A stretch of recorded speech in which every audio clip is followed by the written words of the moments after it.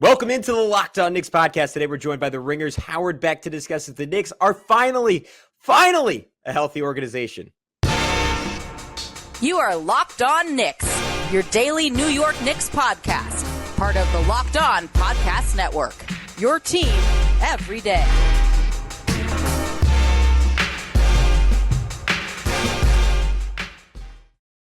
You are Locked On Knicks, your daily New York Knicks podcast. And I wanted to thank you for making Locked On Knicks your first listen today and every day, because we're now available on all platforms. So be sure to check us out on YouTube, hit that subscription button, hit that notifications bell, and ensure when we're coming to you 5, 6, maybe 7 days a week, that you never miss an episode. If you want to continue making us your first listen when you're on the go, be sure to hit that auto download function on your favorite podcast platform of choice. I also want to remind you that today's episode is brought to you by our good friends over at Prize Picks, the easiest and most exciting way to play daily fantasy sports. Go to prizepicks.com/LockedOnNBA and use code all lowercase LockedOnNBA for a first deposit match up to $100. All right, guys, as promised, we have a returning guest that we haven't had on in about a year. It is the legendary Howard Beck, rose to fame covering Kobe Bryant, Shaquille O'Neal in the early 2000s Lakers. Kobe famously greeted him with the phrase, "What up, Beck?" And then a long run as the New York Times beat reporter covering your New York Knicks, now a national reporter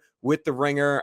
Plenty of appearances on their podcast, whether it's the Bill Simmons podcast or the Real Ones podcast with Logan Murdoch and Raja Bell. He's always excellent, always one of my favorites. Super cool to get to talk to him. So without further ado, he wrote a great article. That was the reason we had him on. He wrote a great article about the New York Knicks and how they're finally getting respect around the entire NBA. So we're going to talk about it with him right now on Locked On Knicks. All right, guys, as promised, lucky enough to say that I'm currently being joined by Howard Beck, senior NBA writer at The Ringer, who also makes a weekly appearance every Monday on the Real Ones podcast with Logan Murdoch and Suns legend. I was a big fan back in the day, Raja Bell. Howard, welcome to the show. We're having you on because you wrote a very nice piece about our New York Knicks titled "Behind the Scenes of the NBA's Most Unlikely Revival." Can I tell you the part of the story that made me the happiest? Yeah, sure. Fire away. And good to see you again, Gavin. Good to be here. Thanks. Yeah, you got it. It was that reading your opening paragraph, your lead. That's the one thing I remember from journalism school. It was that I'd forgotten that Steve Stout exists. That was my favorite part of this article. It was that things have gone so well the last 4 years that I did not even remember he was a human being. And then reading those quotes, I got this tight feeling in my stomach, thinking, because that was right around the time I started hosting this podcast, and just like listening to him. And it was the feeling you summarized in the article that I think every Knicks fan felt, particularly those like me who didn't get to experience the glory days of the 90s. And it was that, oh, here we go again, because it's happened so many times. And when Steven Stat was saying we have a front office dream team and we're going to bring the stars, it was here we go again. So thanks for that. Sure. Yeah. I hope that wasn't triggering any sort of PTSD or anything. No, it's funny. That moment with Steve Stout has lodged in my skull ever since it happened, because of exactly what it represented, right? It sounded a lot like the same old Knicks strategy of the last 20 years, which is, hey, if you just get the right guys in the front office and they've got the right relationships, you'll get the right stars. And this is something that the Knicks have done over and over, making the same mistake for 20 years, with some exceptions along the way. But for the most part, it's been a lot of get somebody who we think can get the guy. And Steve Stout at that moment seemed to be, restating, amplifying, or just giving life to, because, it's not like the Knicks ever say that. The actions have telegraphed that over the years. And so it gave voice to all the worst things that people always believed about the way that they operated, or the way specifically that James Dolan thought about how you build a team. Not about build a really smart front office, get the fundamentals right, build methodically, have great development, have great analytics, have great sports science, have all these other things. There are fundamental ways to build a team, and then there's the way the Knicks had seemingly been trying to do it for 20 years. And so, yeah, in that moment, they've just hired Leon Rose and William Wesley. They have just made this big splash by hiring these former CAA guys who have no experience running an NBA team whatsoever. People like me are immediately going, here we go again. I will say outright, of course, that's how I thought about it at the time. Like, what are they doing? I know Leon, I know Wes, like these are smart guys, but they've never run a basketball team before. This seems like same old Knicks. And then Steve Stout gave it voice. So it always stuck in my head. And there's probably I'll admit it. There's some different version of this story where if things had gone badly, I might have written the same lead about, and this is how it all began once again, where they tried to do the right goal the wrong way, or however you want to frame it. As it turns out, this has gone well because what Stout said in that moment is not the way they ended up operating. But it's still important to remember it because I think it still did speak a little bit to the mindset of how this franchise has often operated and often gone wrong. And as I explained in the story, of course, things could have gone very differently anyway. The sliding doors moment of not getting Donovan Mitchell, but even that is to their credit because unlike in the past, they didn't, mortgage the entire future to go make a deal just for the sake of making a deal. And that is a fundamental difference from the past. And it is why this version of the Knicks in this front office has been more successful than predecessors. In my dream world where the Knicks win a championship in the near future, I think Steve Stout should get to design the float for the parade. Like that could be where the creative director is pushed and used. But I'm curious, like when your opinion started.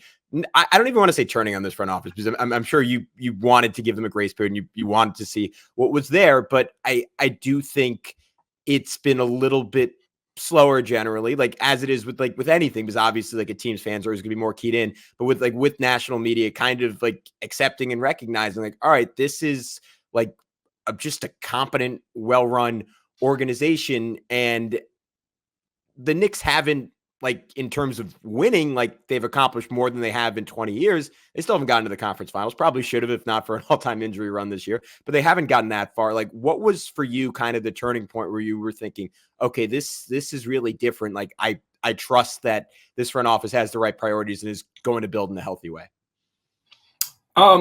It's interesting. I'll put it this way, Gavin. I was skeptical at the moment that they hired this front office, I think, as I've stated, just because the lack of experience. And that's not just applying to the Knicks, right? But like that's applying to anybody. Even like when Bob Myers took over the Warriors, he had been in their front office for a year or so first. There was kind of an apprenticeship period to learn how a front office works coming from the agent world. Other agents who have done this, right? Like Neil Olshey was in the Clippers front office for a while as Mike Dunleavy's assistant. Dunleavy, I think, was president and coach at the time, however that worked. And Olshey, had the training wheels on, then he took over the Clippers and then eventually the Trailblazers. Justin Zanuck, who's running the Jazz, along with Danny Ainge, but Zanuck was in the Bucks front office. Again, another guy who came from the agent world. So when agents have made this move, there are some who have gone straight to GM or team president, as Leon Rose did, and others who have kind of, learned the ropes first. And I tend to think that that's the better approach. So I was skeptical in that regard, just because NBA players and the business of the NBA as an agent and contracts. It's not the same as running a front office. Building a team is different. The tasks and the skills, the knowledge that it takes are just fundamentally different. But one thing that Leon did very wisely was he hired really good folks in his front office, people who had been around the league for a long time and who do know how front offices work and how all these other processes work, and who have just had success elsewhere, good experience, right? So whether that's Walt Perrin coming from the Jazz or Frank Zanon, who had been working under Billy King with the Nets and the Sixers before, Brock Aller, who had been, I think it was in the Cavaliers organization of David Griffin. So you've got all these guys who were great at what they do in other places. And that's smart. You need to fill out your front office with people who play to your weaknesses, right? You don't know everything on day one. So, and it shows a certain humility. And that's what I've heard too, just through all these people who have known Leon Rose a long time, is that there's a great humility with this man. He is not someone who thinks he knows it all and who is going to try to speak out of turn just because I've got the president title or because I ran CAA or anything else. He knows what he doesn't know. That's great leadership. And so my skepticism was more about the lack of experience first. And then it was this. And it's funny to think about this now. And I'll defend my own position here in a minute, Gavin. But I thought it was the wrong move to hire Tom Thibodeau as coach at the time, not for any knock on Tom. It was more that I thought that the moment that they took over in early 2020, what the Knicks really needed was to, just keep tearing down. Maybe not necessarily down to the studs, but they felt to me like a team with not a lot going for it. Not a win now kind of team. You're not going to just turn this around by hiring a great coach and whatever. You should, be more of a seller. Take the long approach. Now, the Knicks never do that, right? Like, this is a team that has never been a tear it down and try to rebuild through the draft kind of approach, right? They're not going to be the Oklahoma City Thunder. But I did think that was the best move. And so I thought better to hire like a Kenny Atkinson or somebody who's more of a development coach and go young.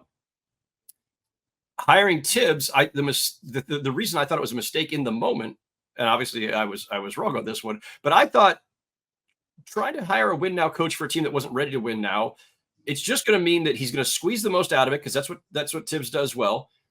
You're going to overachieve, because that's what his teams do. It's going to set a bar that's too high, and you still will not have actually gotten the talent that you need. I think my thinking was correct in that moment, but where I'm wrong is that the results over the last 5 years show that this actually, it got them where they needed to go in a different way, which was, one, they got respectable again more quickly because Tibbs does what he does, right? And along the way, they also found some talent. And then, critically, obviously, like, all the praise we can heap on them, nothing matters if they don't A, sign Jalen Brunson, and B, Jalen Brunson doesn't take like back-to-back quantum leaps in his development that nobody except for Jalen Brunson probably saw coming. But by getting respectable first and being stable and winning, even though it was like, oh, made the playoffs, missed the playoffs, made the playoffs again, Julius Randle, he's all NBA, he's all nothing, he's all NBA again, he's all like, it's been a little bit of a roller coaster at times, but it established a baseline of we're good, we're competent, and we're trying to win. Those are not small things ultimately. So I still think there's a case to be made for what I was, laying out that they could have done 5 years ago. It could have been more of a slower approach, a development approach. But what Tibbs has established and what Jalen Brunson has infused them with, and the kind of players that they've picked up along the way have, given the Knicks this kind of this feeling of stability, competitiveness, and competence that wasn't there. And that works too. So not the approach that I thought they needed in 2020, but an approach that absolutely, of course, has been successful. All right, guys, we'll be back with Howard in just a sec to continue this discussion. We've talked kind of around the idea that the Knicks have more respect around the NBA, that they are a well-run organization. I wanted to get a number on it. Just how well are the Knicks doing compared to the rest of the NBA? So we're going to have Howard's thoughts on that and the league as a whole next on Locked On Knicks. But first, we want to tell you about our good friends over at PrizePicks. You might be at home saying, what is PrizePicks? Well, I'm going to tell you. PrizePicks is America's #1 fantasy sports app with more than 3 million members. It is the easiest and most exciting way to get in on the action while you watch your favorite sports and players. You pick more or less on 2 or more player stat projections and watch the winnings roll in. So that's what makes PrizePicks magical, because it's so many other sites. You're competing with some weirdos. They went to MIT, they went to Harvard, they have a statistics degree, and they have millions of dollars to throw on their entries. You're not going to beat those people. I hate to break it to you. On PrizePicks, again, you're just picking more or less than on 2 or more player stat projections. That's all you're competing against. It is totally doable to win, and you could win big. Get in on the playoff action, win up to 100 times your money on PrizePicks as you and the world's best players take the game to a new level during basketball's postseason. You can now win up to 100 times your money on PrizePicks with as little as 4 correct picks. You can turn $10 into $1,000 with basketball, hockey, and college basketball entries today on PrizePicks, America's #1 fantasy sports app. So download the app today and use code LOCKEDONNBA for a first deposit match up to $100. Again, if you download the app today, you can use code LOCKEDONNBA for a first deposit match up to $100. PrizePicks, pick more, pick less. At the end of the day, it's that easy. And I think I just want to start by saying I kind of had the same opinion when they hired Tom Thibodeau, and I was wondering, like, all right, are we trying to rush things again? But you just always heard for years, and this was my belief for years, and I think I've said it on this podcast for years, like you don't want to be building through the middle in the NBA, right? That is NBA purgatory. Right. You either want to be as bad as possible or you want to be a legit title contender, and that's maybe the biggest testament and like the biggest feather in Leon Rose's cap is like the Knicks like never bottomed out. Like the best pick they got was that first year Obi Toppin. And as you point on the article, that was the one pick they didn't hit on out of all these picks, but they nailed Emmanuel quickly. Like Deuce McBride looks like one of like the better bargain contracts in the NBA going forward. I've said a number of times, Mr. Should maybe fire his agent because that's crazy for how good that guy is. In the middle of all that, Quentin Grimes, and trading for Josh Hart, signing Dante DiVincenzo, who looks like one of the better contracts in the league. Isaiah Hartenstein, one of the better contracts in the league. Jalen Brunson, maybe the best contract in the league, and one of the better ones since Steph Curry signed that deal. That was insane because of his ankles. And they've successfully built up a team in the middle now that I think, and maybe you and maybe a lot of people would push back on this, but like if healthy this year, like the way things have played out, could have been a dark horse title contender. And I guess like I'm not going to ask you that explicitly, but I'm wondering like where do you think this team going forward with as good as they were this year, the ceiling that they showed when this team was healthy, which is an important caveat and maybe a concern going forward, and all the picks they have coming up, like. And just given the New York market, like where do you kind of rank them? I used the phrase when I was telling you what I was going to ask before, and like organizational health, but like it could even be in terms of like championship equity, like the next 5 seasons or so. And that's an almost impossible question. So I think organizational health is probably the better way to phrase it. But like, just how good has this gone in your mind? Well, organizational health is, I like the phrase, and I do think that that's if nothing else, and there's plenty else, but if nothing else, organizational health is a great baseline for them, given where they've been, right? Like it's been very, very rare to be able to say, look at what the Knicks are doing and say, you know what, they're on the right track. You know what, they're making smart moves. They're not winning every transaction necessarily, and they're not acing it, but nobody aces anything in this league. Everybody makes their mistakes. The best GMs in history have made their mistakes, but there's a baseline competence there that wasn't before. And even when I was talking to people around the league for this story, you know, the praise was muted. I don't want to say muted. The praise was conservative in the sense that they were saying, yeah, you're right, Howard. They've done all these things well, but like those are just things that, you know, any competent team does or is supposed to do. But it just shows how low the bar had been for the Knicks for a long time. And it's not that they were trying to damn them with faint praise at all. It was saying they've become normal. Like they've become normal. They're doing smart things with the cap. They're making smart moves around the edges, and they're operating like a normal team. And they didn't for the longest time. There was just kind of this Knicks exceptionalism that they thought was going to somehow win the day, and all the stars would just flock here. And so the organizational health is a really big part of this, because I think it also, having established that track record, Leon and Tibbs both are now insulated a little bit more. They've won enough credibility, I think, internally, that if you have, you know, a downturn at some point for whatever reason, I think I would like to believe, and you just never know with Dolan, and people internally will say the same, but I think they've built up enough credibility that, and Leon and Tibbs are already two of the longest tenured in their positions that the Knicks have had 20 years, but that they will get enough latitude to overcome whatever bumps in the road there are. And that in turn helps feed the stability, which then helps feed success, all things that have eluded them in the past. So organizational health is important. They're trying to do the right things. There was another piece of that question that I've now lost track of because I've been rambling. Yeah. I think where would you like, because I think I think you were trying to get at this in the article, that like when other teams are saying solid, like the implication is almost more than that. It is a respect for what the Knicks are doing. Yes. But I would posit that they've been more than, I think they've been borderline great since coming in, and they have nailed a disproportionate amount of moves. And I guess I'm wondering, like, just in terms of where they're positioned, like you look at, obviously the Thunder would maybe be first, or maybe the Spurs, if you just think Victor Wembanyama is going to be the greatest player to play the game, which, you know, based on his rookie season, very possible that's the trajectory he's on. The Celtics, I think, just in terms of the current roster they have, are maybe, and this pains me to say as someone who hosts the Knicks podcast, maybe in a different stratosphere than everyone else. But like, what tier, like, would you put the Knicks at like the bottom of that tier one of kind of the best position teams going forward, the top of that tier two, or like a little bit lower than that? Like where do you think the future lies for the Knicks? I know that's a broad question, but take it where you will.